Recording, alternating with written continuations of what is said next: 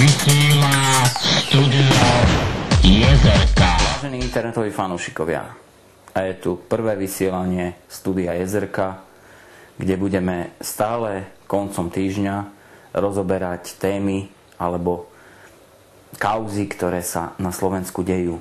Najhorúcejšou kauzou podľa všetkého je rozchod alebo nejaká kríza medzi Marianou a Honzíkom. Honzíka poznám, bol tu na návšteve, nepoznám ho úplne do detailov, ale je to charizmatický, slušný, inteligentný človek. A Mariana je jedna z najlepších hlásateliek vôbec na Slovensku, pretože si myslím, že je stále o jeden stupeň vyššie ako všetky ostatné vo všetkých televíziách. Takže klobúk dole pred prácou moderátorskou, ale poďme k tomu, čo nás trápi. Čiže k tomu, že sa rozchádzajú, nerozchádzajú a tak ďalej. Mariana radila čitateľom v nemenovanom týždenníku. Ja nebudem ani sudca, nebudem ani v tomto prípade ani nejaký poradca kvázi, alebo neviem. Poviem si svoj názor, čo si ja o tom myslím, a to je celé. A či to niekomu sedí alebo nesedí, alebo čo, to mi je úplne jedno.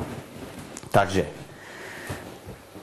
môj názor je taký, že Mariana by nemala vôbec si hľadať partnera v oblasti showbiznisu a vôbec z tohto prostredia ľudí. Pretože Mariana by mala si, neviem, nenapadá ma iný príklad, ako napríklad Jarmila Hargašová, našla si z prostredia úplne iného. Takisto Mariana by si mala hľadať takéhoto človeka, ktorý je trošku bláznivý, usadený, ale nie je v showbiznise. Nie je proste ten, s ktorým sa narába, s ktorým nejakým spôsobom prichádza bulvár do styku. Čiže musí to byť človek, ktorý nie je známy, má úplne bežnú prácu, ktorý vlastne ten protipol jej, keď je na obrazovke dennodenne, vytvára úplne opačný, čiže mínus a plus, absolútne z tohto prostredia. Vtedy ja si myslím, že to môže fungovať.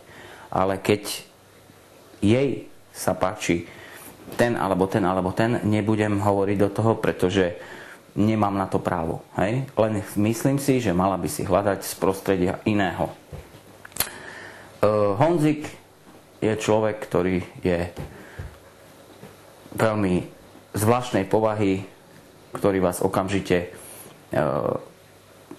opántá svojou osobnosťou, a Mariana a Honzik ako dve osoby z televízneho prostredia jednoducho neviem. Honzik sa mi nezdá na to, aby bol teraz ešte zrelý do nejakého takého vzťahu, ktorý by mal trvácnejší charakter. To je môj názor, to si myslím. A je hlúposť sa klamať, že áno, nie, proste myslím si, že ešte to nie je to, ešte musí prejsť určitú cestu, musí trošku zistiť, že aj tú dobrú stranu, aj tú zlú stranu veci, vzťahu, a potom príde na to, že vlastne v čom je to, keď dvaja spolu chcú žiť.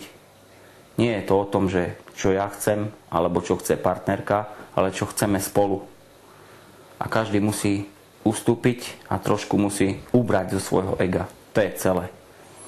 Píšete mi, že kto je to Dempsey, kto je to Macpisov a tak ďalej, pretože niektorí viete, niektorí nie, ale obyčajní ľudia väčšinou typujú a tak ďalej. Predostriem, Dempsey je Vilo Rozboril. Ostatné na budúce. Majte sa.